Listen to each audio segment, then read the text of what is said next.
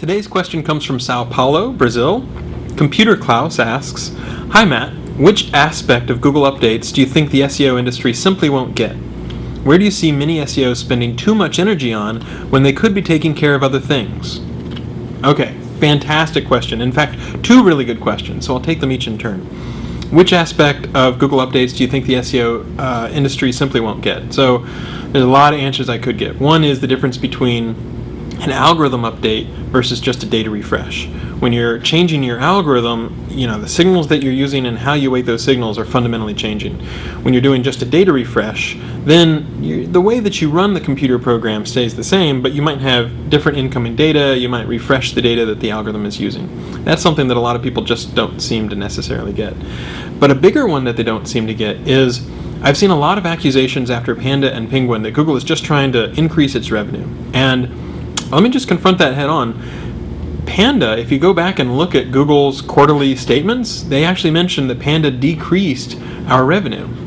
So a lot of people have this conspiracy theory that Google is like, oh, they're making these changes to make more money. And not only do we not think that way in the search quality team, we're more than happy to make changes which are better for the long-term loyalty of our users, the user experience, and all that sort of stuff.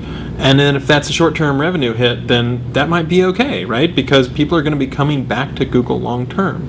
So a lot of people, it's a regular conspiracy theory. Google did this ranking change because they want people to buy more ads. And that's certainly not the case with Panda. It's certainly not the case with Penguin. And so it's kind of funny to see that as a meme within the industry. And it's just something that I wanted to debunk that misconception.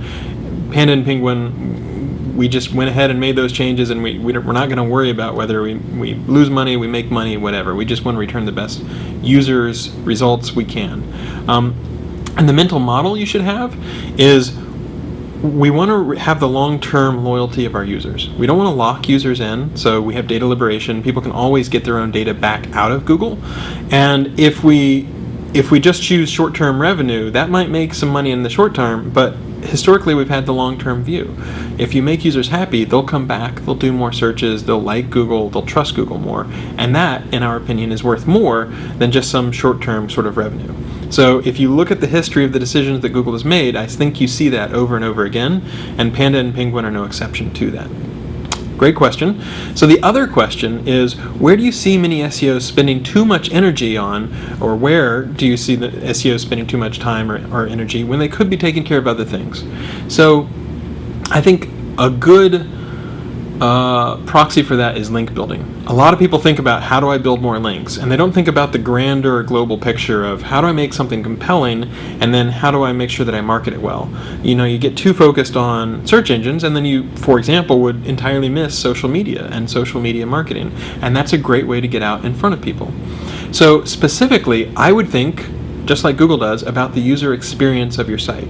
What makes it compelling, what makes it interesting, what makes it fun. Because if you look at the history of sites that have done relatively well, or businesses that are doing well now, you can take anywhere from Instagram to Path, even Twitter. There's a cool app called Yard Sale, and what those guys try to do is they make design a fundamental piece of why their site is advantageous to go to. It's a great experience. People enjoy that. So you could not just pay attention to design, you could pay attention to speed or other parts of the user experience. But if you really get that sweet spot of something compelling where the design is really good, where the user experience just flows, you'd be amazed how much growth and traffic and traction you can get as a result. And it's kind of funny. You can think about a site like Craigslist, which is a fantastic site. A lot of people use it. It's been around forever, and a lot of people find it incredibly useful. But for a long time, their user interface, their experience, has been relatively static. And what you see is new generations of startups who are saying, okay, well, if Craigslist is going to have that static interface, here's one way I might try to make it better, or here's one area that Craigslist doesn't tackle that I can make look really nice. And it's kind of interesting. If you and your website is not moving forward and thinking about how to improve the user experience, other websites will be thinking about, how can I do that better? And they might surprise you. So, great questions. I think a lot of people, there's a lot of people on web forums or black hat web forums do have the conspiracy of, like, Google's making this change because they want to make money or they want to sell more ads. That's definitely not the case. And then where do you see people spending too much energy? people do focus a little on search engines and specifically on link building, when I would focus more on the user experience, especially the design, and then the broader sort of marketing effort. So sorry, such a long video, but there was a lot of really interesting stuff packed into a couple questions, and just wanted to tackle that.